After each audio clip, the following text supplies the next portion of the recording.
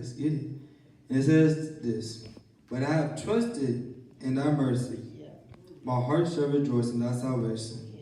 I will sing unto the Lord, because he had dealt bountifully with me. You may be seated. Amen. If I had to title this,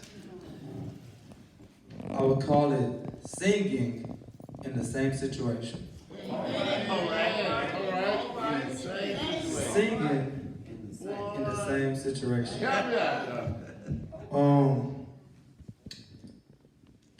Keep your Bibles out, because I want y'all to walk with me through this chapter, and so that you can see it in yourself. This is nothing made up. This is straight in the Word, God's Word. Because when you see verse 5, it says, but. When you look at the word but, that means there's something that came before that. Right. So to understand that, we gotta go back. And it's interesting because verse 5 starts with, but I have trusted in thy mercy. It sounds pretty good. He's talking about singing. Yeah. But now we gotta walk through this and see the position that he's in. And if you look at verse 1, he starts with, how long wilt thou forget me? Good one. O Lord, forever? Yeah.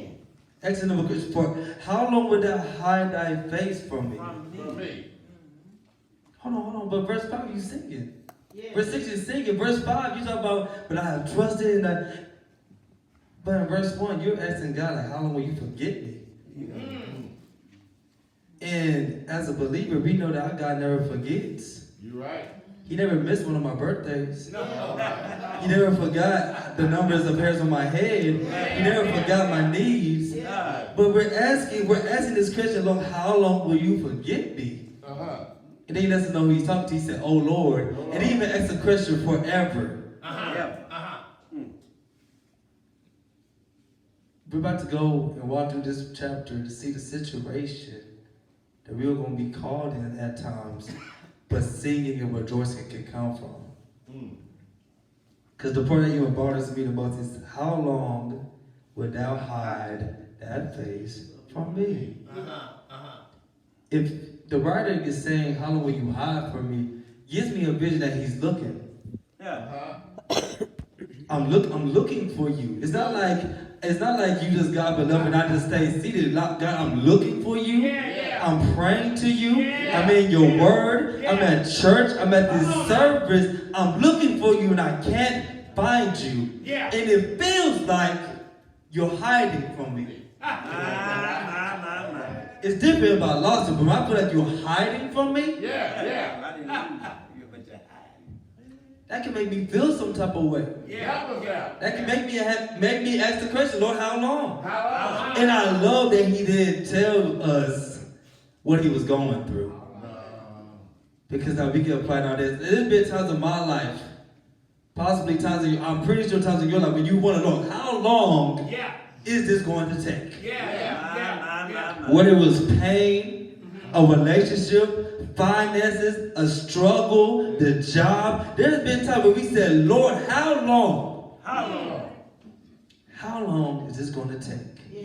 And what making it feel long is that I don't feel like you're in this with me. Because in Psalms 23, he says, I'm going to walk through the valley of the shadow of death and fear no evil because you are with me. What happens when I go through the valley of the shadow of death and I don't see you? In that setting, you don't apply singing in that. I don't. When I'm in pain, I don't sing Jesus, Jesus, Jesus. Like, there's not singing that comes to my mind when I'm angry because I don't see you. And he basically goes to Proverbs chapter 8, verse 7. Ooh, no. Never mind, don't do that. Don't do that. You got the wrong verse. It's all good. But even with that, let's look at that scriptures where he talks about if you look, seek, and you shall find. Is what I really want to bring out, because the word tells us, knock on the door, it should be open. Ask, you should receive. You know what I'm saying? So you tell me in your word that I'll find you.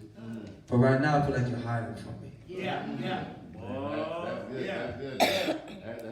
and the situation gets worse. Verse 2, he says, how long shall I take counsel in my soul, having sorrow in my heart daily? And how long will my enemy be exalted over me? Oh, that's it right there. I like looking up definitions of words when I read the Bible. And exalted is a very interesting, it made me get a new context over it. Because exalted, not only the definition means placed at a high or powerful level, which I already assumed.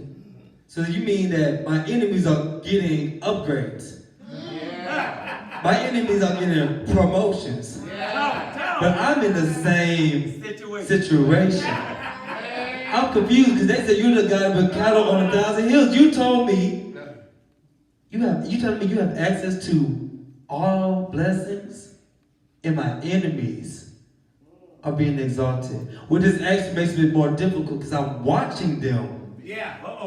Being exalted. Being exalted. I'm watching them get that job promotion that I wanted. Yeah.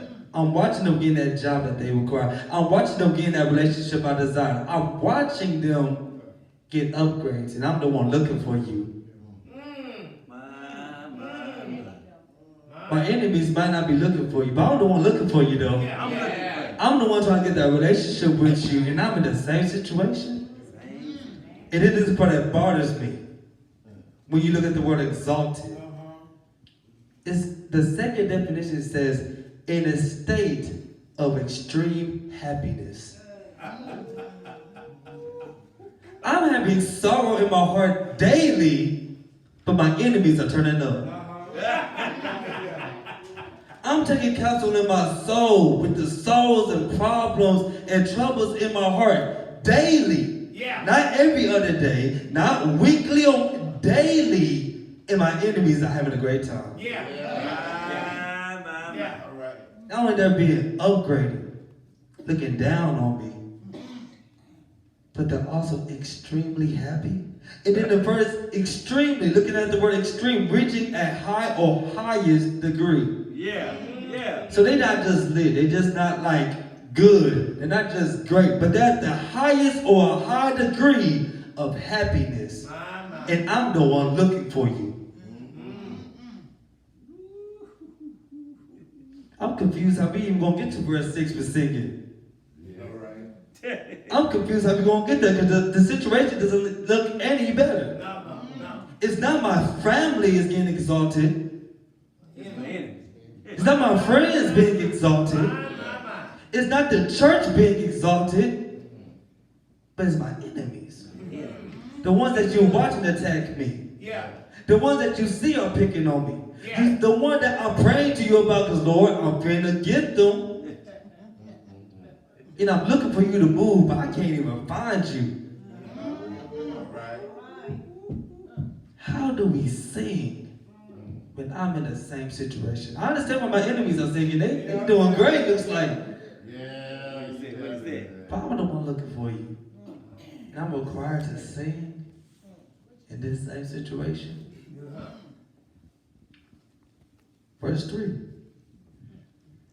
He says, consider and hear me, O Lord my God. Not in my eyes, lest I sleep or dead. What I think is interesting, or the part I don't like either, verse 1 and 2, if you look at the wording, it's filled with a whole lot of question marks. And I don't see a whole lot of answers. All right. Verse 3 didn't show me the answer to my first question. No. Verse number 3 didn't show me the answer to my second question. Verse number 3 didn't show me the answer to my third question. I got a problem. You ain't answering all my questions. But it is a perspective on me. Did I give them time to even answer? Am I looking for an answer? What? Because you know in the Bible, they actually use the word Selah, especially in Psalms and Proverbs. Yep. And Selah means a break. So truthfully, it should say, how long will thou forgive me, O Lord, Selah? Forever, Selah. Waiting for, but instead it's question at the Christian, as a Christian. And you know, we do this in our daily lives. We rant to God about our problems. God, well, how long am I going to put this back pain, this knee pain, and then the job, and then, you know, so-and-so's going to get on my nerves, and then, ooh, I got to deal with the family, and this, and the bills got to get paid, and then we're just talking, but when are we going to stop and listen? So verse 3 already showed me there's already a different change of mindset that's forming, because it's like he pauses and says, consider and hear me. Oh Lord my God, light up my eyes, lest I sleep the sleep of death. Verse 4 says, let my enemies say, I have prevailed against him, and those that trouble me rejoice when I am moved. Watch that. Consider and hear me, God. Because I can't do this without you. Watch this. Because without you, I'll die. Without you, they're going to conquer me. Without you. Without you, I will be removed, and they're just going to turn up even more. And then verse 4 is maybe convicting on me. Because don't we do this sometimes? Don't we rejoice if a boss gets fired? Don't we get happy when so-and-so retire, or when so-and-so quits the job, or so-and-so moves states? Did you even consider about his well-being? Makes me look at me. When have I rejoiced when God moved somebody out the way? And if we're supposed to be a light in a dark world, I wonder how God will reply to us. So Raymond, what you want me to do is, this person in darkness, you want me to put them back in darkness because you don't want to shine a light? Because you rejoicing that he's back in darkness.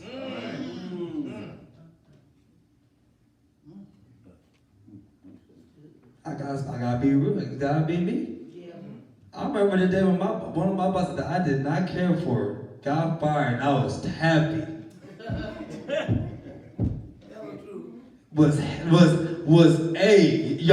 So-and-so got fired. We got happy.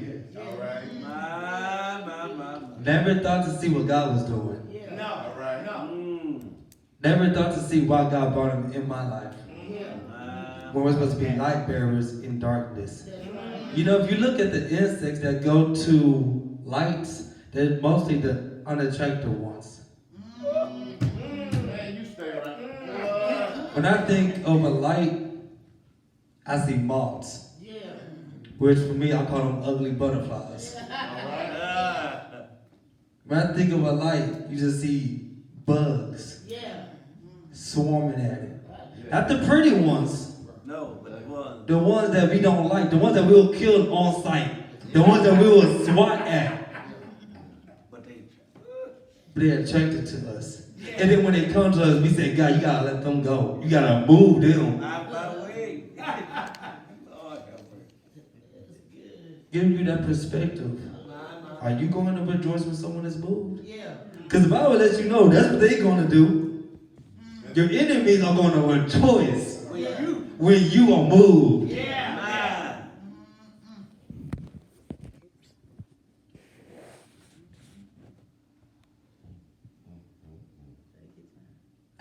They were going to prevail against me.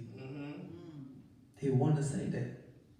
You understand that people looking at you right now like, if I could just break them.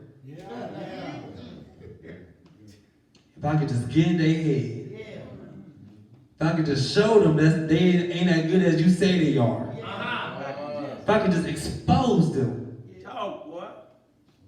People want a reason to celebrate, and it's not on your favor. And he still hasn't answered my question. I'm getting the full picture now. I'm seeing the enemies turn up. I'm seeing the enemies be extremely happy. I see that since you're not here, I feel like I'm finna die. I see I'm getting weak and they're finna beat me. And they finna get their party hats because they're about to turn up because I'm looking for you. And I don't see you.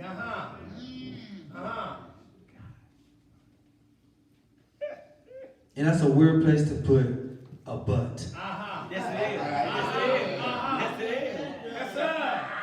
Yes, sir. But I have trusted in thy mercy, and my heart shall rejoice in thy salvation. Trusted in this, that's past tense. Uh-oh. Uh-oh. So how shall my heart shall rejoice in thy salvation because I have trusted. So truthfully, Uh-oh. God answered the question that he saw needed to be answered. All right. What's the question? Because in verse 3 he said, consider and hear me. What do you hear? And then when he hears you, because he sees what you're going through, he's like, let's go back down memory lane real quick. This wasn't the first time your finances were looking wrong. This wasn't the first person that got on your nerves. This wasn't your first enemy. Yeah. This wasn't the first time that you were confused. This wasn't the first time that you doubted me. This wasn't the first time when you didn't rejoice and give praise to me when I gave you that blessing, but when I took it away, you second guessed my love towards you. This wasn't the first time. But it's in that. When I remember, wait, hold on, this wasn't my first time. Because I trusted in your mercy, and when I trusted you, it worked out. I don't know how it worked out sometimes, because you didn't answer those questions, but they worked out somehow. I don't know how I got here, but you got me here somehow. Because even I was with my classmates in that internship, and that was the question we kept saying to ourselves, man, we're here. I don't know how we got here, but we made it. There was more of us, but we made it. In Dallas, my class, we had about 12 people. At graduation, was only 4. Why was I one of the 4? I don't know why, but I made it. And when I think about that, it makes me rejoice. Because you saved me over and over and over and over and over and over and over again. This wasn't your first time. And the first time I didn't even see when you was on the cross. Come on, preach. All right. But I trusted you in thy mercy. And my heart shall be rejoicing. And I was singing to the Lord. I'm saying it again. I was singing to the Lord because he has dealt bountifully with me. Bountifully. Generously towards me. When I didn't deserve it, he still dealt bountifully towards me. I didn't deserve the position. I didn't deserve this robe. I don't deserve this air. I don't deserve these clothes. But you dealt bountifully. You answer the questions. You don't even answer the questions that I'm confused about. But why? Why? You dealt bountifully with someone that was an enemy of you at one time. You dealt bountifully with someone who disobeyed you multiple times. You dealt bountifully with someone who went against what you said. You dealt bountifully with me.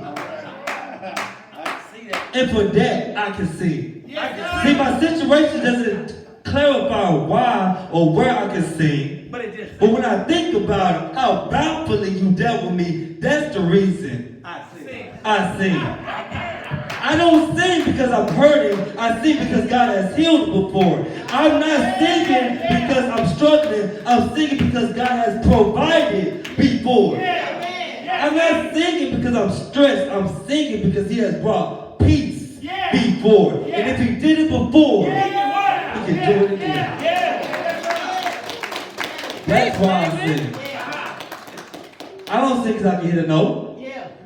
I don't sing because it sounds good, because it sure don't feel good. Yeah. But I sing. But I sing. Yes, sir. All right. Because he dealt bountifully with me. Yeah. Don't come to church without making no noise. Ah, come on I now. know that's right. Don't come to church and not sing the song because it's not your favorite song. Don't come to church because you feel like you ain't got a voice. Don't come to church singing, or don't come to church without singing his praise. Not because of the situation you're in. Yes, I don't know your situation. Yeah. I don't know what it looks like when you go back home. Yes, sir. Go watch it, go watch it. I don't know what it looks like when you get back in your car. Yeah. I don't know what Monday's gonna look like. Yeah, but you know what? But you know what past Mondays look like. You know what past Tuesdays look like. And you know that the Lord has dealt bountifully Yes, sir. with you. Yes, sir. That's why you sing. Uh-huh. Don't sing for them. Yes. And that's why your enemies be confused. Why are you singing? Come on, preacher. You're singing to a God that didn't answer your question. Yeah. Sing it to me. You're singing to a God who left you alone. Yeah. Sing it to me. You're singing to a God that hasn't upgraded you yet. The situation ain't changed. Yeah. I'm doing better off than you. Yeah. But you're singing to a God. That's why they said be crazy. That's why they said church folk crazy. Why do you keep coming back to church? Uh-huh. Why do you keep praying? Yes, sir. Because I saw you pray for that loved one and they still died. Yeah. I saw you pray for that job and you still didn't get it. Yeah. So why are you still singing? Because he's done it for me Yeah. before. All right. And I still owe him praise for the last one. Come Praise on. no praise. Yes, sir.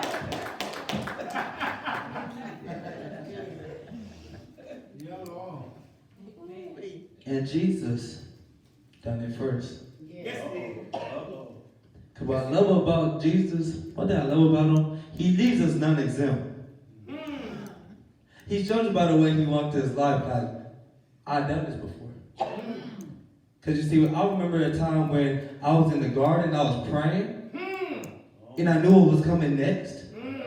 Where my enemies actually will prevail, or think they prevailed for 72 hours. There was a time when I was in the garden, and my enemies were going to be rejoicing because I was going to be moved. There was a time when I was in the garden, and I was crying, Yes, sir. And what? sweating blood. Yes, sir. I had to go back again. I saw they were asleep. I had to go back because I was still disturbed. I went back to him. I had to go back. Got to talk to my father. But I was focused on what he can do. Yeah, Lord. Situation ain't changed. He still died. Yeah. Situation ain't changed. He still went to court. Yeah. Courtroom to courtroom. Yeah. Situation ain't changed. He still got whipped on his back. Situation ain't changed. He was still on the cross. And then when he was on the cross, he said, Father, What? why have you forsaken me? Yeah. But he was focused on you. Yes, sir. Situation ain't changed, but he saw you. Yes, sir. He saw you in 2020. Yeah. And then let's go back. He saw you in 2010. Yeah. He saw you in 2015. He saw you in 2000s. Yes, sir. He saw me in 99 when I was born. He saw me before I saw myself. Yes, sir. Yes, sir. And he was in his position saying, Father, where are you? When I feel like I need you most. That's where faith is tested. Jesus had to have faith. I'm convinced Jesus had to have faith that his Father was going to bring him back up. Yeah. Had to have faith. Yes. To know my God has the power Yes, sir. to bring me back up. Yeah. Yeah. Yeah, my enemies are going to turn up Yeah. for 72 hours, but they sure going to be mad when I get back up. Yes. Yes, sir. Yeah, they turning up right now, but they going to be confused when they see me. I look better than I was. They're going to be confused when I get back up. Yes, sir. Because Jesus says, if I did it, you can too. Yes, sir. Thank you, Lord. But you got to keep singing. Yes, sir. One reason why we're in the state that we're in is because we stopped singing. I don't mean literally singing, Yeah, yeah. Watch this. but we look defeated, y'all. We got and they can't make no noise until Friday checks hit. But people are watching you Monday, Tuesday, Wednesday, Thursday, Friday, Saturday, and Sunday. Why they have no hope? It should bother you if people don't see hope and you're in their presence. That should bother you. Because we're supposed to be a light. They should be able to see you. So if they can't see a light, that should be a problem. All right now. And use that as a check for yourself. Maybe I'm not singing.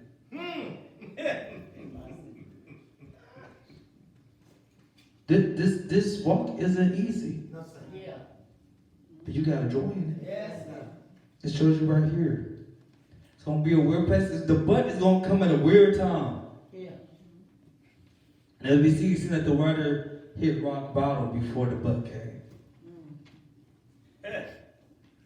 But I will sing. Yes, sir.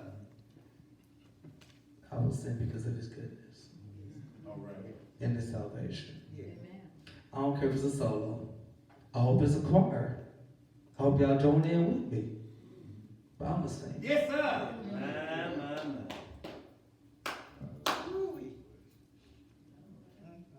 Sing in your situation. Yes, sir.